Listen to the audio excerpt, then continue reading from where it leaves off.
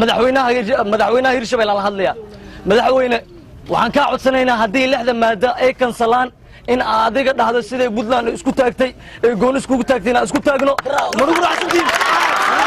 idinkana waxa la idinka rabaa inaad ka warqabtaan oo aad iska celisaan qofka idinku soo dhax dhuumanaayo oo raba inuu magaciina faldambiyeed ku geysto intaas waa ku filantii Soomaa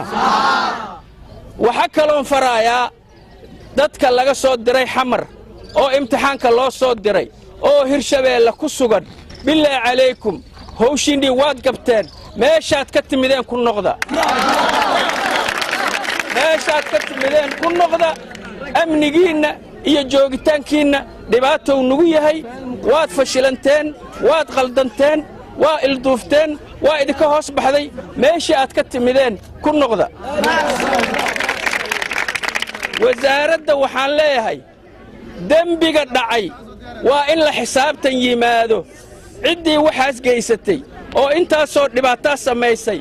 in wasaaraddii weli wax la xisaabtana aanaan ka maqal qofaa cudurdaar ka bixiyey qofaa shaqada looga ceeriyey qofaa la xidhay intaasba ma maqal waxaan rabnaa si degdega la xisaabtan muuqda oo ciddii dembigan geysatay lagu abaal marinaayo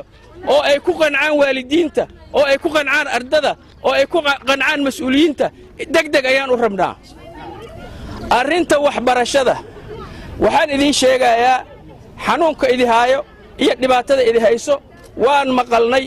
waxaan degdeg u magacaabaynaa guddi ka kooban ardada waalidiinta maamulka bahda waxbarashada iyo in alla intii maxoogaa culamaa udiinka in alla intii ka naxayso dhallinyarada iyo waxbarashadooda annagoo ka war sugayna guddigaasu wixii ay soo saaraan hal shay waa idinka ballan qaaday maanta wixii ka dambeeyo waxbarashada ardada hirshabeelle waxaa mas-uul ka ah dowladda hirshabeelle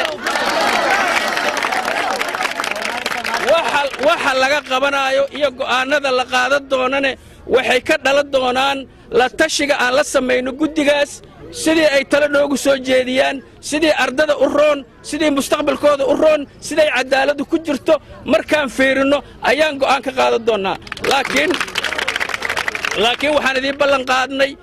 idiin ballan qaadnay waxbarashada hirshabeelle mas'uuliyaddeeda hirshabeellaa iska leh